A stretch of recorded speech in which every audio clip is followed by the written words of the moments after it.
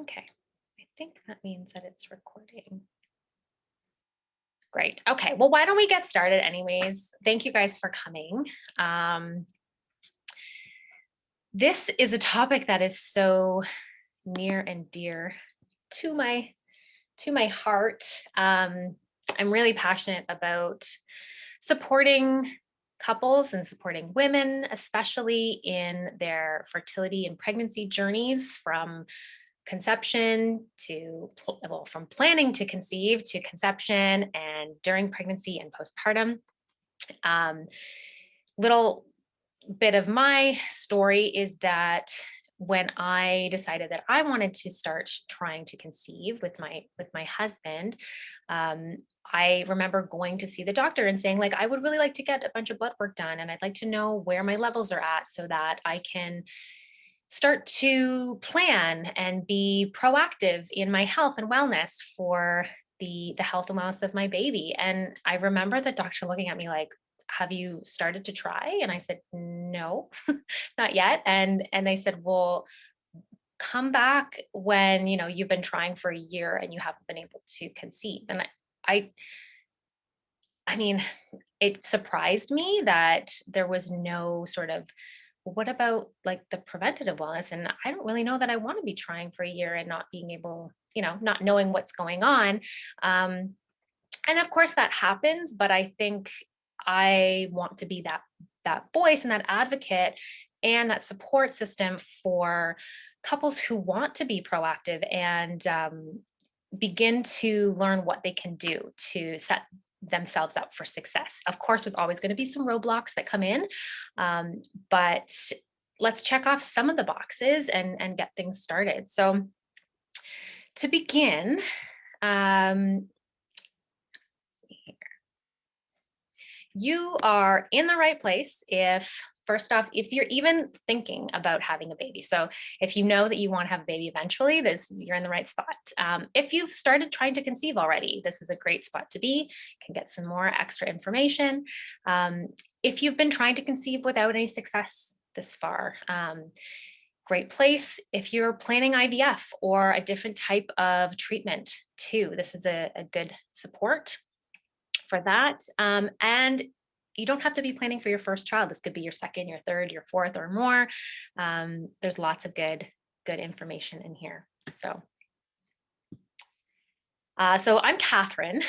Didn't go over that yet, but I'm a registered holistic nutritionist, and I specialize in the pre, during, and postnatal with women's health specifically, as well as with children's health. So that's where my passion lies and where I'm most excited to work. But I do work with women's health in general and women's nutrition. So that's just a little bit of background on me as a holistic nutritionist. I do take into account our full body systems, our full complete mind, body, and spirit into account when looking at our overall wellness and where we can, or where I can support. So everything is connected, and we can't just look at one body system without looking at other ones because they're all intertwined and one can affect the other. So I look at everything from mental health to our body, our physical health, and our spiritual health as well, and the energy that we have. So I do get into a little bit about that. I'm not an expert on mental health or physical activity, or I'm not like an energy practitioner, but I do have a little bit of training in how to recommend and assist with those areas too. So, okay, let's get started. So, did you know that an estimated of 15% of couples will actually have trouble conceiving? And globally, there's 48.5 million couples that experience infertility, and this is rising every day. About 9% of men and 10% of women aged 15 to 44 reported infertility problems in the United States in 2013. That was reported by the CDC.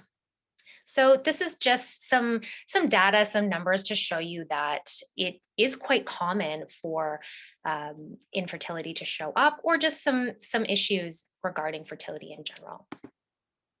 So what is the research showing? Well, according to the Annals of Agricultural and Environmental Medicine, infertility has been already recognized by the World Health Organization as a considerable public health issue worldwide. It has become a serious medical challenge, and it's believed that 15 to 30% of couples, they get diagnosed with unexplained infertility. So we don't really know what is causing it. And it is beyond any doubt that lifestyle and quality of the ambient environment can play a fundamental role in human reproductive success. So that's where this comes in. So this was a study that was done to basically prove that a change in lifestyle and your environment can have some good reproductive success. So why is why is planning for or preparing for pregnancy beneficial? And really, it's not just about getting that positive pregnancy test, right? Right off the bat, as the eggs mature, the cells in the follicle will rapidly divide, and the follicle becomes progressively larger. And many follicles lose the ability to function during that process, which can take several months. So, and then there's only one egg that will dominate each menstrual cycle, and then that one will be released during ovulation. So it's actually chosen ahead of time that these eggs, months in advance, are chosen to be released. And that's why it is so important to really put good health and good practices to maturing those eggs, and making sure that they're good, healthy eggs, right? So that's why we look sort of in advance at preparing, at least 2-3 months ahead of time before trying to conceive. But ideally, I mean, 6 months to a year would be even better. So other reasons why it's so great to prepare for pregnancy is because it actually allows you to practice that preventative wellness that I mentioned before. So you can, take a look at any potential roadblocks that might come up, any already known issues, things like being overweight or hormone imbalances or illnesses, things like that, that can be addressed right away and can be sorted out if needed. And anything else that might interfere with conception or a positive pregnancy experience, even in general, and a thriving, healthy baby. It also allows time for cleansing and supporting. So it's all about optimal wellness and trying to reach the best health that you can be in so that you can be the best for your baby as well. So this is all about optimizing the functionality of your body systems to support a healthy pregnancy for mom and for baby. This can be things like cleansing and detoxifying, supporting different systems, supporting liver, supporting digestive health, all of these things. We'll go over this in a little bit more detail later on as well. And the third reason why preparing for pregnancy is so wonderful and beneficial is that it allows you time to set a solid foundation to grow from. So eating and supplementing with fertility supporting nutrients, building those nutrient stores for pregnancy so that you have a healthy mom, healthy baby. Again, it's just setting up a warm and inviting place for a baby to grow. So which areas of my health should be addressed?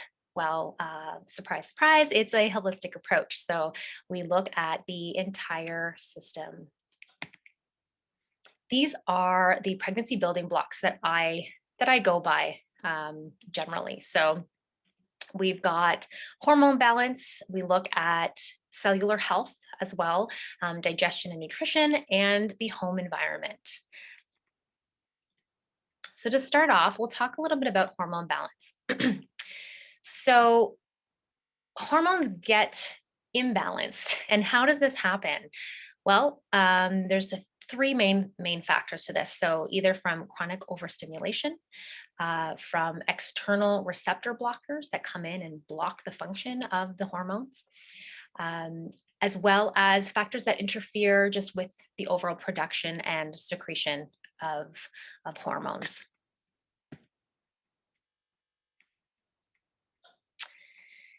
Start off by taking a look at what the female reproductive hormones look like. So most people are pretty familiar with estrogen and progesterone, but there are some other hormones that are involved in the menstrual cycle and the reproductive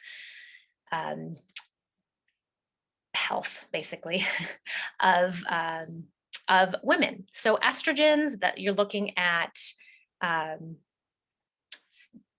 they stimulate development of the reproductive system. They control the first half of the menstrual cycle as well, which is the proliferative phase. And they are responsible for puberty hormones. They're the puberty hormones as well. So there's different types of estrogen, actually. So there's estrone, estradiol, estriol, and estriol pipate. So they each do different things on their own. I won't get into too much detail with that, just knowing that it's responsible for the first part of your menstrual cycle, the first 14 days. Progesterone controls the second half of your menstrual cycle. And this is when the endometrium secretes nourishment into the uterine cavity. And this helps to sustain a fertilized ovum until it is fully implanted as well. So very important to have that progesterone for the second half of the menstrual cycle. Androgens, or you're looking at testosterone and androstenedione. I never know how to pronounce that, but these are sort of your masculine hormones that they're produced in very small quantities in women, but they're definitely necessary for hormone balance, for female libido. If you have too much of these hormones, it can lead to things like PCOS, masculinity effects, and it can also have an effect on fertility as well.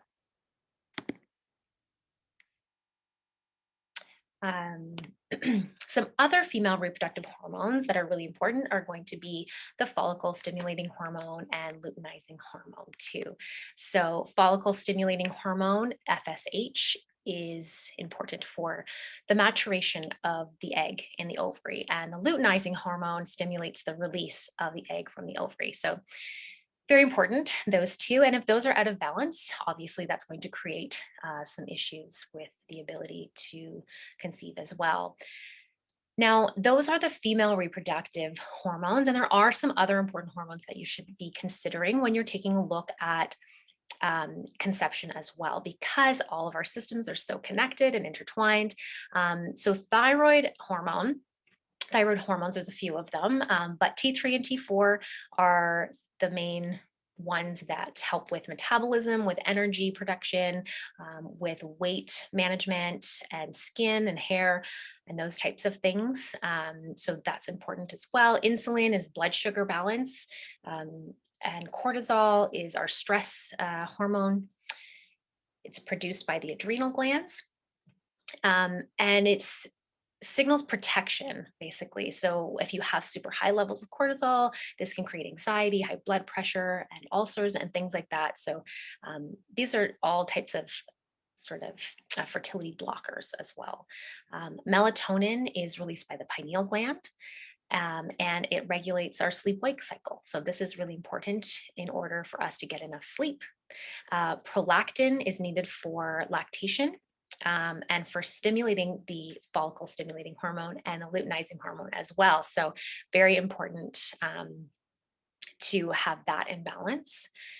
Serotonin as well. This is our feel-good hormone, and it helps to regulate sleep and digestion and our mood. So another really important one. Growth hormone boosts metabolism, cell reproduction, so very important in reproducing, and regeneration as well. And then HCG, that should be HCG, not HGC. This stimulates egg maturation as well, and the release of an egg, and the development of the placenta. So this is actually what when you pee on the stick to see if you're pregnant, this is the hormone that it is looking for. And adrenaline, the emergency hormone. So that's your get out fast hormone, and it's used to signal the body to respond really quickly as well. So if you have a lot of adrenaline going on, it's not exactly a warm, inviting space to have a baby.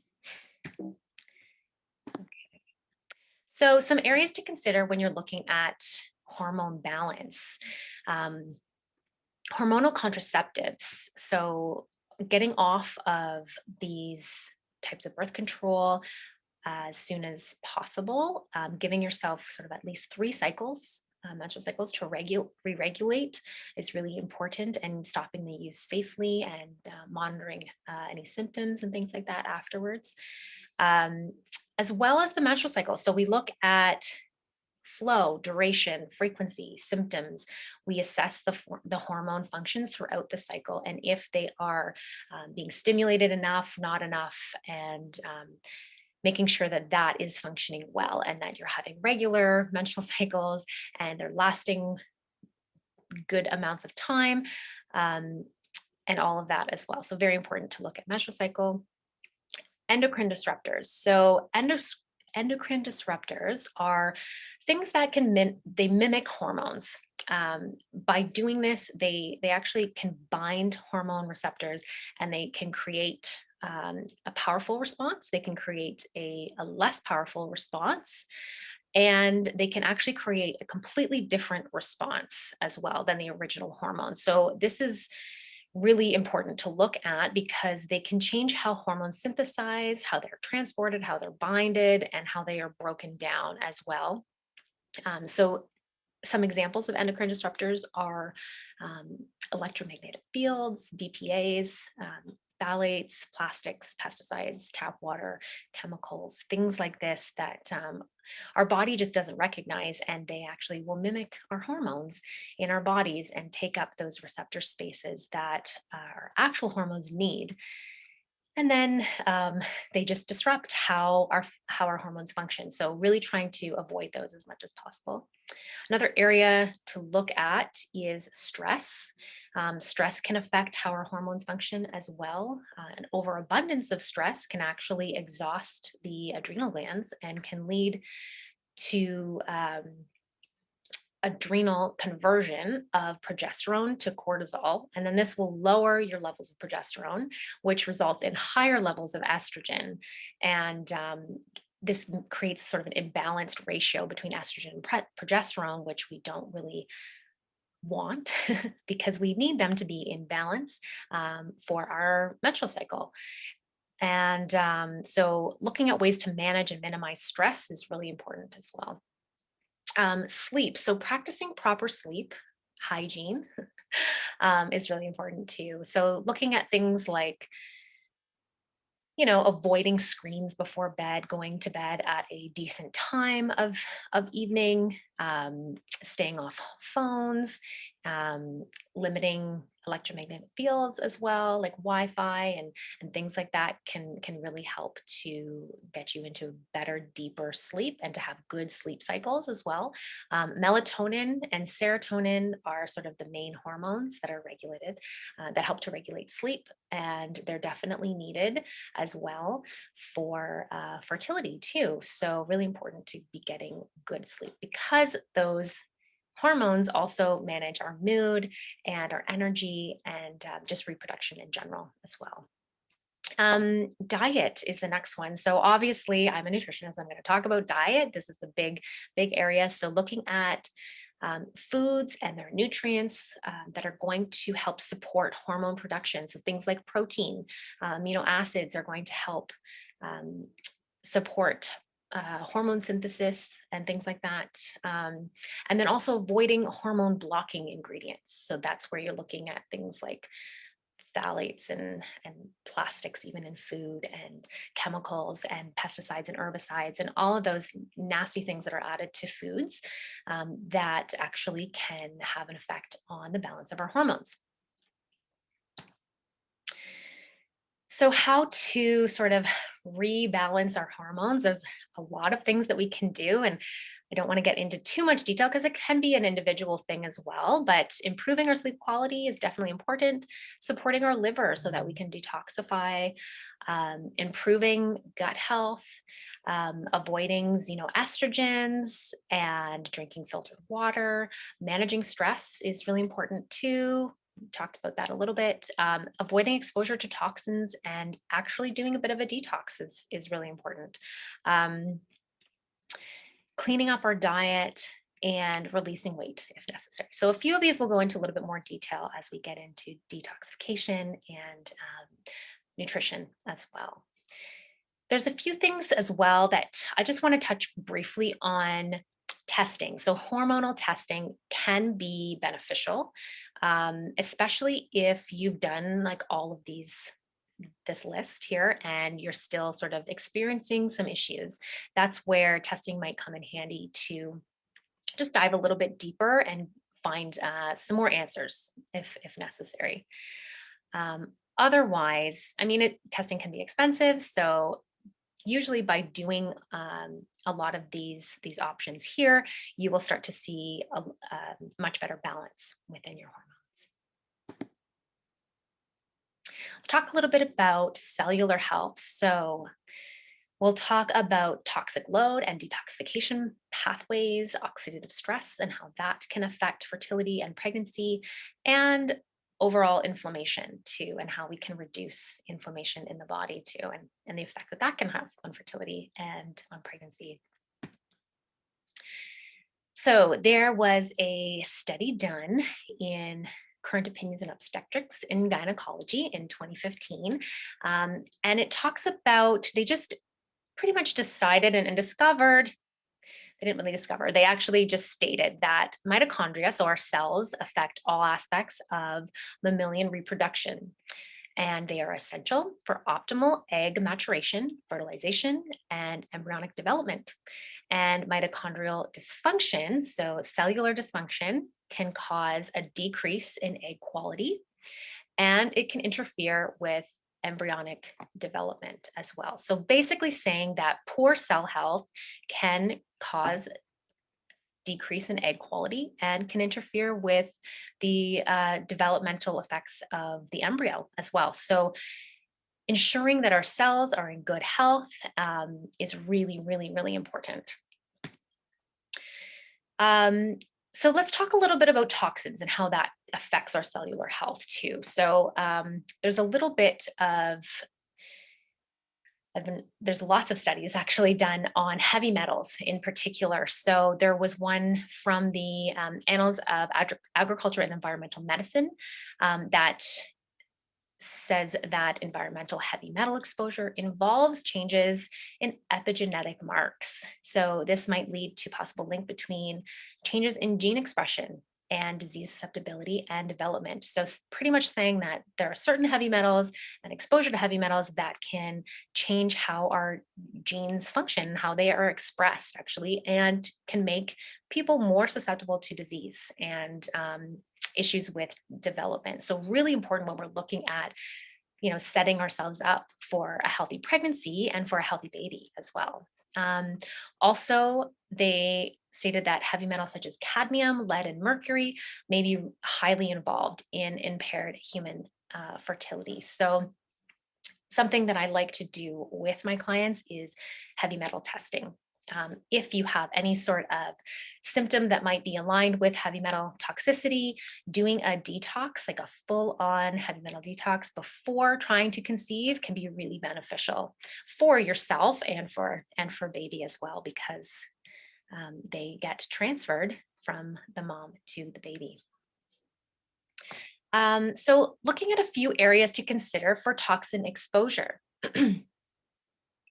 Trans fats, number one, they can interfere with the growth and the neural development associated with low birth weight and chronic illness, heart disease later on in life, and learning abilities, and they inhibit hormone receptors and enzymes. There's so many things that can go wrong when you consume trans fats. So staying away from things like hydrogenated oils and very fried foods and things like that can be very beneficial if you are planning to conceive. Vegetable oils, so things like corn, soy, canola, safflower, sunflower oil, they are damaged when there is high heat processing. So cooked at high heats, they actually become rancid, and then they become these like free radicals in our body, and they can really damage our cells. You'll find that in things like ready-made dressings and things like chips and treats and stuff like that. So just taking a look at ingredients lists can be really helpful. Refined sugars. We know refined sugars aren't great, but also artificial sugars and sweeteners and things like that can be very detrimental to our health. So taking a look at things like cane sugar and high fructose corn syrup and artificial sweeteners like Equal, NutraSweet, Splenda, and sucralose. So refined sugar in general, so like cane sugar, can affect our metabolism, but it can also affect how we take in minerals and vitamins and how our enzymes function, creates this roller coaster of our blood sugar imbalance, hypoglycemia. It can increase illness and impair our immune system as well. So all of these things like that we don't want to deal with when we're trying to have a baby, right? So staying away from sugar is going to be really beneficial. Um, but more specifically, the artificial sweeteners are actually neurotoxins. So they can actually really cause problems and eat away at the myelin sheath in our excuse me, along our nervous system. So very, very important to stay away from those. They're really, really damaging to our health. Um, GMOs, so genetically modified foods or genetically modified organisms. So we've we've heard of these. You'll see it on packaging that says non-GMO, right? Staying away from foods that are genetically modified is hard this day and age. A lot of, I mean, even our produce is genetically modified, and a lot of the times we don't even know, right? So it only has to be put onto packaged foods. So sometimes we don't see that it is genetically modified. These are basically frankenfoods. So our body doesn't really know how to break them down properly because it's just unrecognizable sometimes of how the structure and the makeup of their cells are, and our cells aren't able to really recognize it. So trying to find foods that definitely are non-genetically modified will be most beneficial. Additives too, so this is pretty obvious. Additives and chemicals, things like pesticides and dyes and bleaches and all those kinds of things. They can create a lot of inflammation in the body as well. Chemicals, pesticides, herbicides, plastic bottles, even our drinking water, right? We have to watch at the type of water that we take in and ingest into our body because it can be really high in chemicals as well. So really important to take a look at all of these factors here.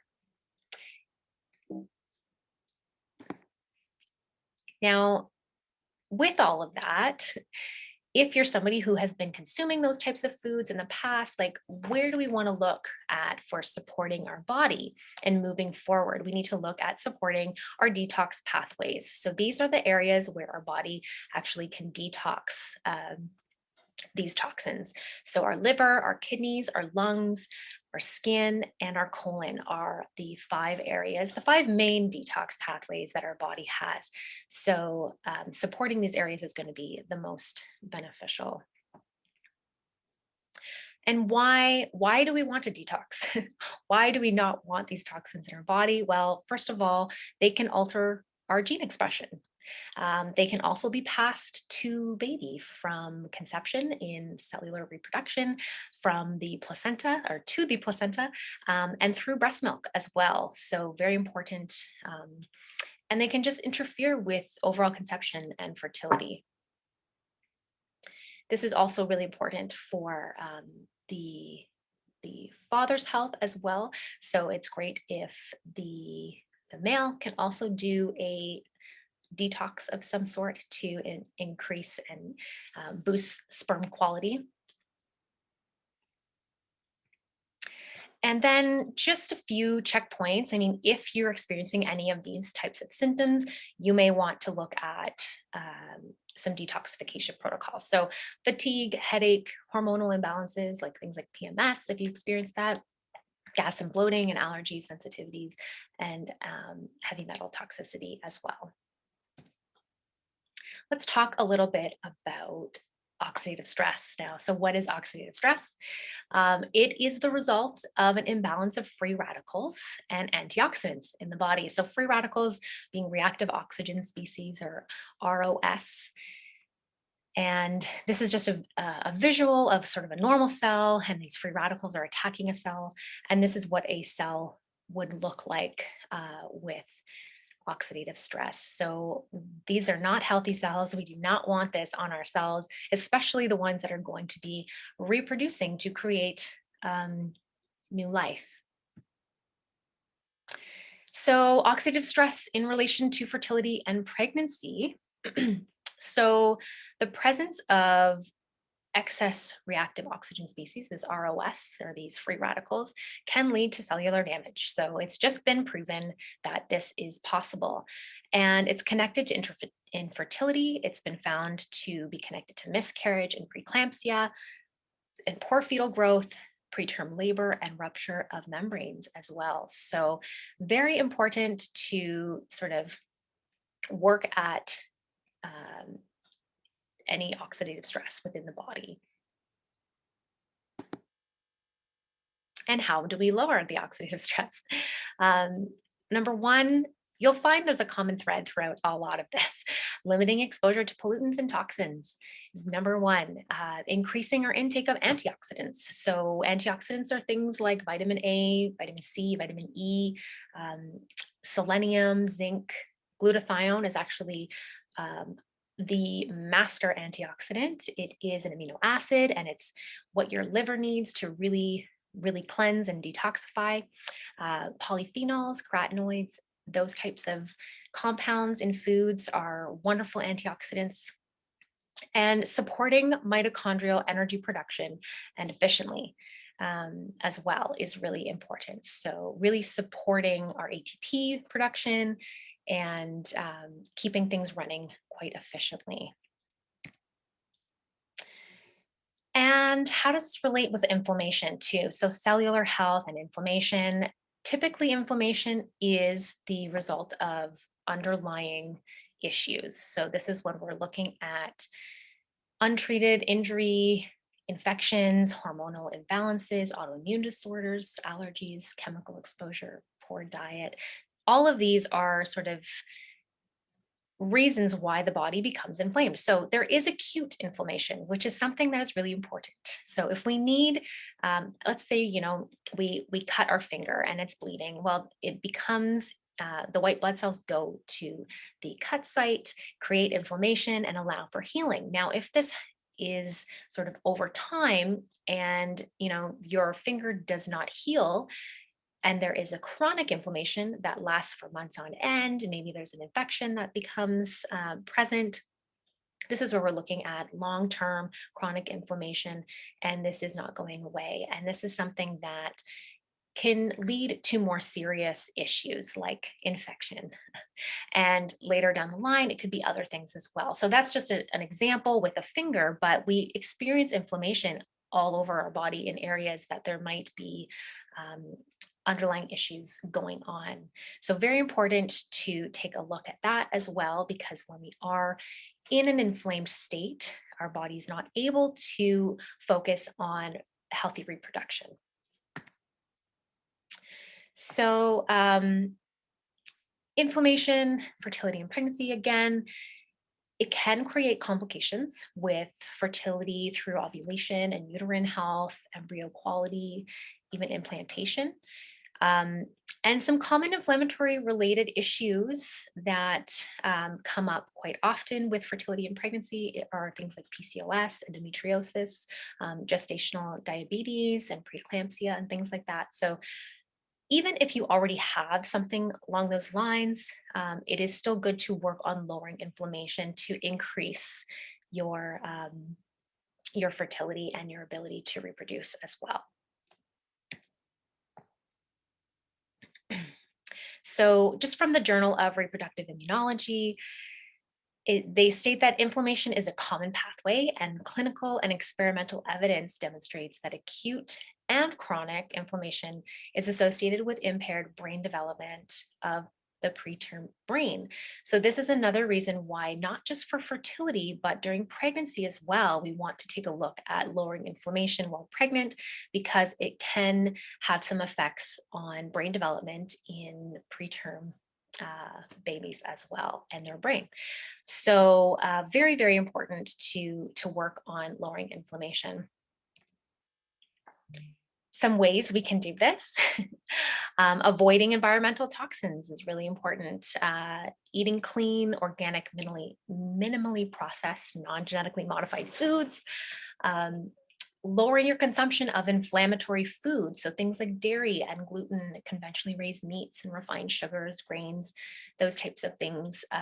And then if you know that you are sensitive or intolerant to certain foods, it's great to just remove those from your diet, right, for the time being anyways, as well, to keep inflammation down, but as well as consuming anti-inflammatory foods too. So things that contain compounds or nutrients like omega-3 fatty acids are really anti-inflammatory. Antioxidants obviously are really anti-inflammatory. Compounds like curcumin, resveratrol, capsicum, quercetin, EGCG as well, like all of these things can really help usher out those white blood cells and calm down the inflammation in our body, and as well as lowering your consumption of omega-6 fatty acids. You'll find those in things like the safflower oil, sunflower oils, and things like that. When out of balance with omega-3 fatty acids, they just tend to create more inflammation within the body. Okay, we're already running out of time here. So, digestion and nutrition. So looking at nutrient profiles and gut health and digestion and assimilation. So these three areas and how they are going to relate to a healthy pregnancy. The importance of proper nutrients. Well, nutrients are information for our cells. So deficiencies or excesses of certain nutrients can create mix-ups in our cell signaling.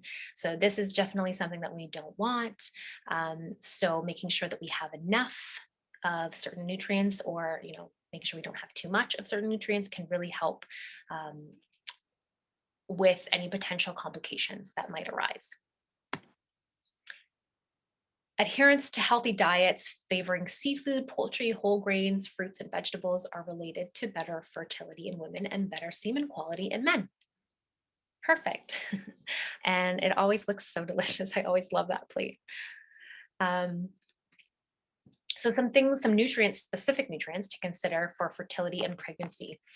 I won't get into too much detail with these because these are things that, again, they're on an individualized basis, but in general, these are some of the top nutrients to look for fertility and for during pregnancy as well. So number one is folate. So folate is the natural form of folic acid. Folic acid is the synthetic form. Folate tends to be just better absorbed. And if you are starting to look at, or if you're already taking a prenatal vitamin, make sure that you find one that has folate and not the synthetic form, as more and more we're finding that the folic acid builds up in the body and is not broken down properly or absorbed or assimilated properly. So making sure that you're getting the natural folate form. And what it does is it helps in the development of baby's neural tube. And this forms into the spine and the brain. And this happens very early in pregnancy as well. So important to be supplementing with this before you get pregnant. I mean, ideally, we never know what's going to happen, but if you can do this before you get pregnant, then, if you don't even know you're pregnant in the first month or two, you're already well supported, and baby's well supported as well. You can find these in like dark green leafy vegetables, asparagus, broccoli, things like that. Lentils are a great source of this, as well as some whole grains too. Sometimes it's fortified in a few foods, but it's usually with folic acid. So take a look at the ingredients list as well. Omega 3s. These are incredible for fertility. There are actual studies that show the effects of omega 3s and how it can boost fertility because of their ability to balance hormones. They increase the cervical mucus and the blood flow to the uterus. So they're just like power fertility nutrients. Things like walnuts and chia seeds, salmon, sardines, mackerel, really, really high in omega 3 fatty acids. Perfect. Protein, especially the amino acids, L-arginine and L-carnitine. These really help to increase blood flow to the uterus, but also for men as well. So increasing blood flow for them and helps to get the sperm ejaculated well. So very important with that too. Lots of meat. Especially those two amino acids you'll find in most animal proteins. And then if you're looking at, if you are vegetarian or vegan, just making sure that you are getting the full lineup of amino acids too. Choline. So choline is one that is extremely important. It actually lowers your homocysteine levels and can support overall brain function and memory too. So this is one that they're finding is really important to take throughout all of pregnancy. Postpartum even is really great to continue on if you're breastfeeding, and it's great for mom's mental health and brain as well as for babies. So elevated homocysteine levels are actually associated with more cardiovascular disease and miscarriage. And there was a study that was done that showed that there was an association with poor egg quality for people who were deficient in choline, actually.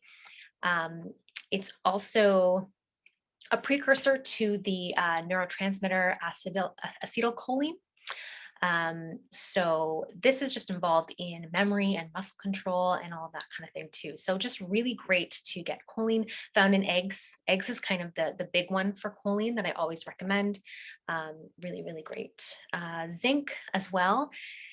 This is important for men too. So zinc is a big one for germination and quality of sperm and fertilization just in general. For females, for women, it's great for egg maturation and reproductive hormone regulation too. So that is where you'll find zinc in animal proteins like beef, lamb, but it's also in sesame seeds and pumpkin seeds, asparagus, lentils, things along those lines. Iron is a big one because I work with a lot of clients that as soon as they get pregnant, they had good iron stores according to their doctors, and then all of a sudden they're pregnant and their blood, oh my gosh, I'm losing the their blood volume, their blood volume goes up and their iron goes down. So as our blood volume goes up during pregnancy, we need more iron to help transport the oxygen around the body. So this is where you can get pregnancy-induced anemia and things like that. So if you can supplement with iron prior to getting pregnant, build up your ferritin stores, you'll have a lot more oxygen that's able to be transported throughout your body and keep you healthy as well. And yeah, just really important for that. So obviously iron is going to be very common in animal proteins, but you can also get it in a lot of plant proteins as well. So just take a look out for those. Some other nutrients to consider. So these are just a few other ones that I think are really important for fertility and pregnancy. You're looking at vitamins A, C, and E, those antioxidants, selenium, B vitamins, especially B6. They help with metabolism. They help with stress management. B6 can actually help with morning sickness too, blood sugar stabilization. Iodine is great if you have any imbalances with your thyroid hormone. Magnesium, vitamin D, these are all super great for just setting your body up. And most prenatal vitamins will have these, but it's good to work with a practitioner to kind of decide where am I lacking and where do I need to supplement additionally even to my prenatal vitamin, because sometimes they have just the bare minimum in them, and it's good to really boost your levels up in a safe way prior to trying to conceive. Next is gut health. So, what does gut health have to do with fertility and pregnancy? Well, it's about both the mom and the baby. And this is why our gut health is so important. What is the research showing? Well, molecules that originate from the intestinal organisms, microorganisms of the mom. So, not the actual bacteria from mom, but the molecules that make up the bacteria have been found um, in offspring via the placenta during fetal development, and then later on through maternal milk during breastfeeding in the postnatal period. So they've actually been able to find that there are molecules that make up this good bacteria from the mother that gets transferred to the baby to set up the baby's microbiome from the very beginning of their life. So this is huge information. So as well, the maternal antibodies actually amplify the microbial molecular transfer. So the antibodies are actually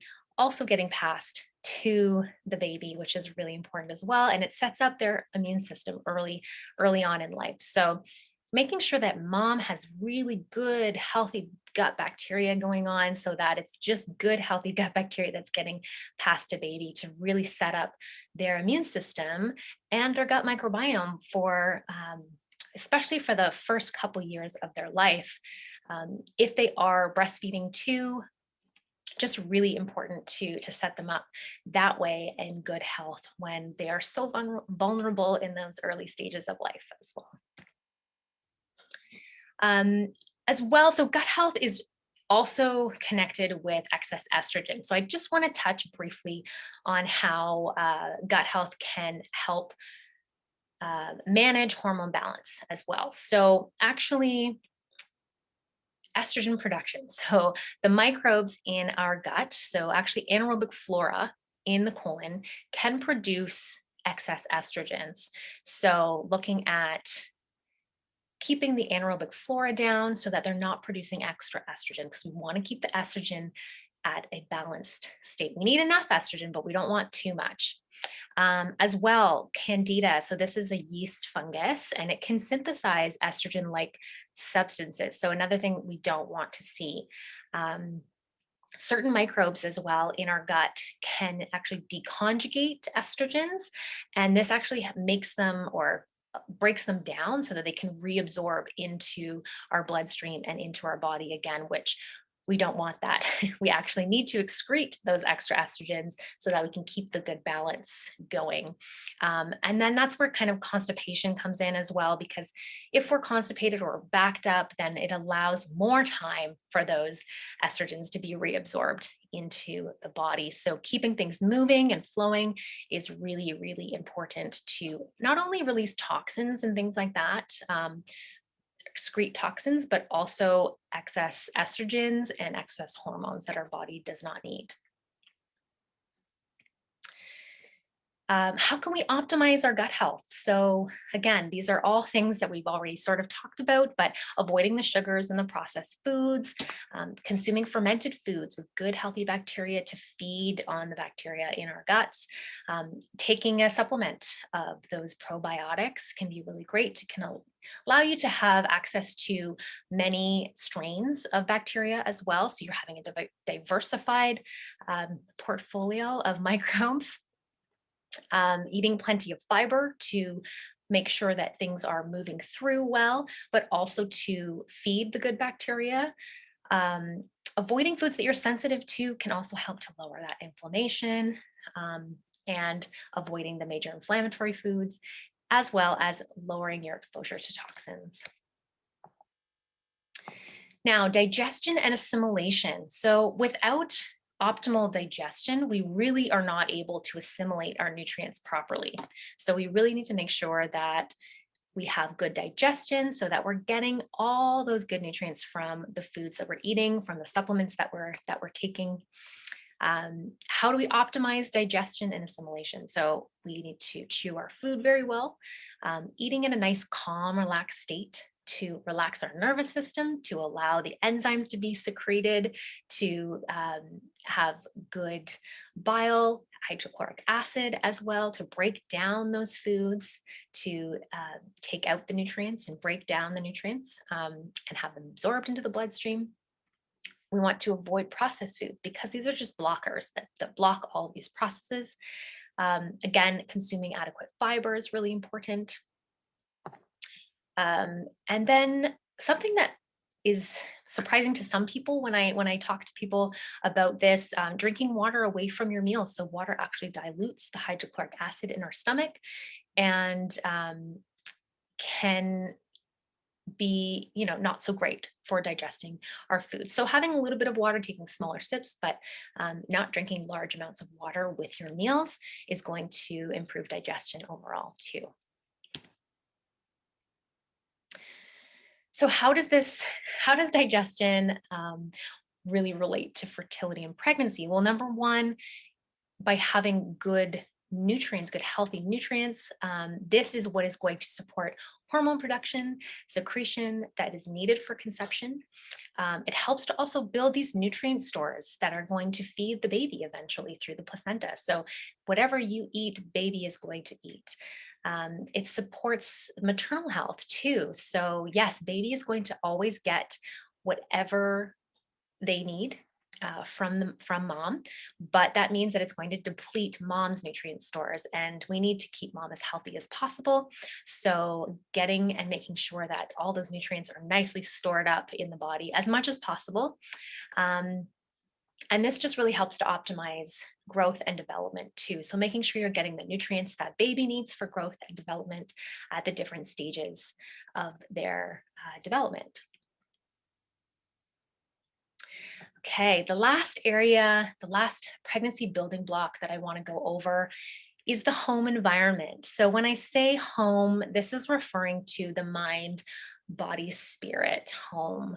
The home in our minds, our mental health, the body, the uterus, and our spirit and our energy. So this is where your body resides, but also in your physical house too. This is your home and who lives in your house and who you interact with.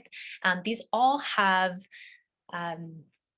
effects on your fertility and your pregnancy experience too. So it's really all about making this place, this home, a sanctuary for life.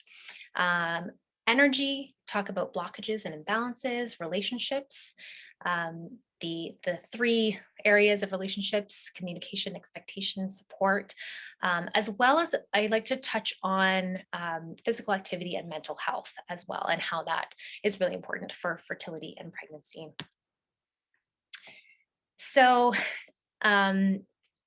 first, we're energetic beings at the end of the day. So all systems in the human being, from atomic to the molecular level, we're constantly in motion and creating this resonance. And this resonance is actually important to understanding how subtle energy can direct and maintain health and wellness in the human being. So basically, this study is just explaining that we as energetic beings and how our energy flows affects our overall well-being. So really important to take a look at how our energy is flowing. How do we do that? What does energy even have to do with fertility and pregnancy? According to TCM, so traditional Chinese medicine, Qi is our life force energy, and this just flows through our body. There can be imbalances and interruptions within this life force, and that is what creates ailments and illnesses in our body. And those are what are rooted sort of in these imbalances of qi. So there's different types of areas that look at this, but in traditional Chinese medicine, this is what they use as their energy. There's also the chakra system. So in Sanskrit, chakra means wheel, and it refers to the energy points in our body. And they're thought to be these like spinning discs that are either opened or closed. So typically you want them to be open so that they are functioning well. And if they're closed, it's usually that signifies an imbalance in our chakra system. So it's all about connection to our physical, emotional, and our just complete energetic bodies. How this relates to fertility and pregnancy is it's often associated with the sacral chakra and the root chakra. So we're looking at the root chakra is the very base, the very first chakra, the red, and this is all about grounding, grounded and security, feeling safe and supported. The emotion that is connected with this is fear. So if there's any sort of closed or if this is not open, then you're sitting in fear, not feeling safe, not feeling supported. And that's where this can be a blocker in pregnancy and fertility as well. The sacral chakra is the second chakra, it's the orange one. And this is all about sexuality and intimacy. It's about creativity and pleasure. It's in the lower abdomen and it's associated with the feeling of guilt as well. So if this one isn't open, then we're not as open to reproduction and creation of life as well. So these are just a couple areas. I've done a bit of study in this area, I'm not a like a chakra practitioner or anything like that, but I do like to refer clients to this area to take a look at if they are struggling in certain areas. So energy work in general is just really wonderful as a complete holistic look at your pregnancy and fertility. So things that you can do are things like Reiki, acupuncture, therapeutic touch, Qigong, and the other ones here. So really great to take a look at that. A couple other things. So I just like to touch on relationships in general. Again, I'm not a counselor or anything along those lines, but as a holistic health practitioner, these are obviously things that come up as well. So talking about communication and connection, and this can be with your partner, this can be with loved ones, this can be with your own self, right? With your own body. So opening up and spending time, sharing and listening, all of these things are good practice, as well as expectation. So being clear about what your expectations are, understanding your partner's expectations. And these can be as a couple, these can be with other people. Maybe it's with your parents and your family, and knowing being clear about what these expectations are, having a plan, knowing what your decisions are going to be if A, B, and C and D happen, or yeah, just having an idea and having an idea of what possible outcomes and things like that, and having these conversations together so you are prepared. And then support, so being emotionally and physically available, and then having a network, right, of support, friends and family and loved ones, and then always knowing that you can seek assistance when needed by professionals too. So just keeping that in mind. And the research shows there is evidence for the effectiveness of a mind-body intervention in helping to reduce anxiety and depression in infertile women, and a possible improvement in pregnancy rate as well. So this is showing that having these mind-body interventions can really help to lower anxiety and can actually improve fertility rates too. So a couple of things. Physical activity, really, really great. I don't want to get into this too much, but obviously we know physical activity is wonderful for our health. Here are a few of the benefits that physical activity can provide, especially for fertility and pregnancy. If you have any underlying issues or complications, always consult your practitioner before beginning any type of physical activity regimens. If you are already pregnant or you're newly pregnant, make sure you're not doing anything extremely strenuous or new right off the bat. But if you are just trying to conceive, it's great for balancing hormones and it's great for stress release and really, really great for even detoxification too. So including that is wonderful. And then our mental health, of course, especially in these times, it's really, really important to check in. And if you are feeling any type of anxiety or imbalances with mental health, don't ignore it. Reach out for assistance if needed and have a support system. And even just knowing the signs and what to look for can really be beneficial. Letting your support system know what those signs are so that they can figure that out too, and they can be there and help and support you. So some ways of really taking care of your mental health during pregnancy: sleep obviously is really good, and sunlight, being out in nature, stress management, having that healthy gut. There's that gut brain connection as well that we are learning about. Clean whole foods, physical activity and laughing, positive relationships, seeking therapy as well, and there's also supplementation when needed.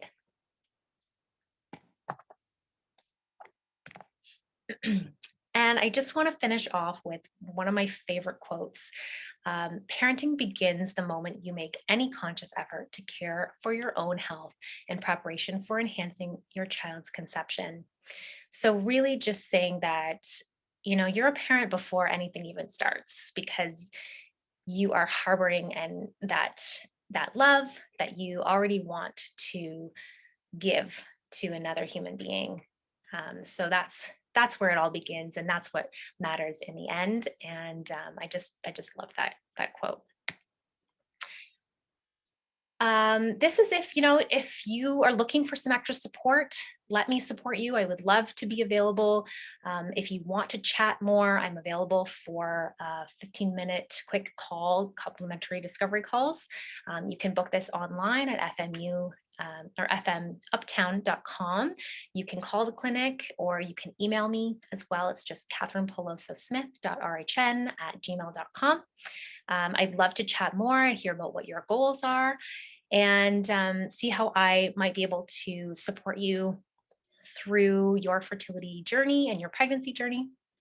I have a pregnancy program as well. If you want to chat more about that, it's an 8-week preparation plan where there's 3 phases. There's the first phase, which is the cleansing phase. The second phase is all about balance. And the third phase is nourishing and preparing for conception. So this is something that I have put a lot of love and effort into and would love to share with you if you would be interested. So thank you so much for joining me tonight and letting me record this too. I think I was getting some messages from people saying that they weren't able to sign in. So thank you very much. Does anyone have any questions that you would like to go over? You can always send me an email. That's great. Thank you so much for coming, and have a wonderful evening.